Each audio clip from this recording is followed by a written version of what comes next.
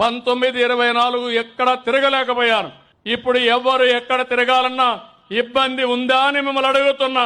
అంతమంది ఎస్పీలు పెట్టాం, ఎంతమంది పోలీసులు పెట్టాం అనే మాటలు తప్ప చేతల్లో చాలా నిర్లక్ష్యంగా ఉంటున్నారు అన్నది స్పష్టం. నేను ఎప్పుడైనా స్వేచ్ఛగా తిరిగానా రాష్ట్రంలో? మాజీ ముఖ్యమంత్రిగా చూశారా 5 ఏళ్లు మీరు? చంద్రబాబు నాయుడు విషయంలో ఇట్లాంటి పని చేయలేదు జగన్మోహన్ రెడ్డి. చంద్రబాబు టూర్లన్నిటికీ కూడా సెక్యూరిటీ పర్ఫెక్ట్గానే ఇచ్చారు. ఇంకా చంద్రబాబే పోలీసులు మీరు అడ్డుకోవద్దు అంటూ గదమాయించేవాళ్ళు.